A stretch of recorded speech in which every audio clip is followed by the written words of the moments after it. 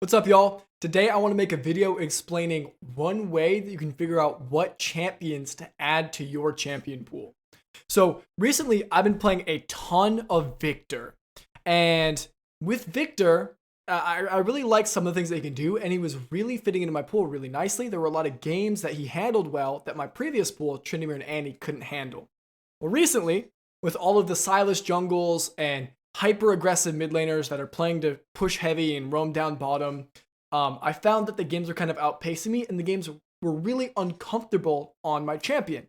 So I was thinking, what champion would handle this kind of situation better? And now that's kind of what led me to wanting to make this video. This is how you guys can create a well-rounded pool.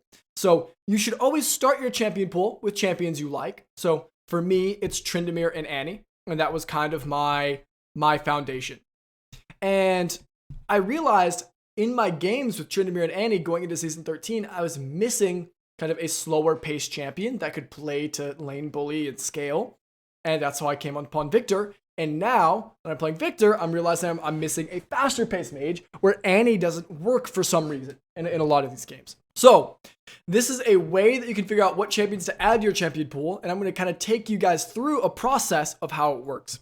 So here I'm in a draft, and I'm into Pyke, Jhin, Silas, and it's my turn to pick, and I would normally play Victor here. If I don't know what to pick, I'll probably just go Victor. I'll go with my most comfortable champion, but I know it's going to be uncomfortable.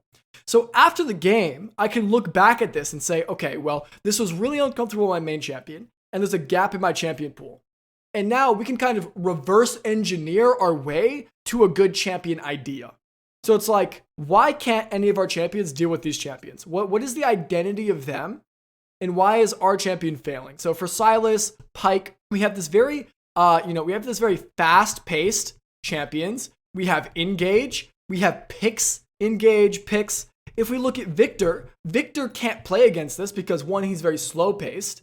And he's not very good at dealing with pick-based comps because he really wants to play front to back. He wants to play kind of a standard team fight. Victor doesn't vibe with that. So then I asked, what kind of champion would work against a fast-paced team that likes to play around picks?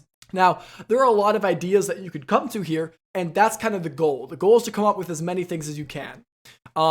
Maybe you decide something like LeBlanc would be good because she has so much mobility. Maybe you decide Vex would be decent because Vex is really good at people kind of coming into her. Maybe you decide Nico for a similar reason. Maybe you decide an assassin like a Cali because she has so much self-peel and mobility. Maybe you decide even an earlier game assassin like Fizz or Kiana. Maybe you decide a marksman so you can outpace them like Auction. And these are all really good ideas that kind of fit against these guys. And then what you can do, or Ari's one who can play very safely against the picks and can play pretty quick pace. I can keep up with my bot and my top. And then what you can do is you can kind of just see what one of these champions are different enough from your main champion. So you're basically not just playing the same champion. So for me, I play Annie. That ruled out LeBlanc, that ruled out Vex. Those champions are too close. That also ruled out Nico. Those champions are too close to what I already play. I don't want to play another Annie clone. I also don't like melee assassins. So for me, that ruled out Akali, Fizz, and Kiana. I just don't enjoy playing them. I would not want to have one of those in my core champion pool. So now I'm left with thinking about Ari and Auction, and it's like, I already have an AD champion, and overdoing on AD champions is tough. Boom, we find Ari. And if you guys watched my video yesterday, I actually just played an Ari game. So this game, I end up playing Ari, and it went amazing. I was able to deal with the pace of the game. The game pacing felt a lot easier. So even though I'm not as comfortable on Ari as I am on one of my core champions, like Tryndamere or Annie or Victor, I was able to keep up with the current meta of the game. Now, the moral of today's story is this is an idea for you to add champions to your pool if you already have a champion pool. So some of the core tenets of champion pools, and I made a really big video on this. You can look up champion pool JS method if you want to hear my full thoughts on champion pools. But the TLDR is keep your champion pools short or small, right? Keep the list short, keep the pool small, and don't champion hop all the time. But if you're a one trick, and let's say you one trick Kennen mid, and you think that all the games are hard and all the matchups are tough, and you're always playing into these long range mages, and it's really tough for you to play, you can kind of ask yourself, what could I add? The games that look really tough, what does that look like? What is the enemy's team identity?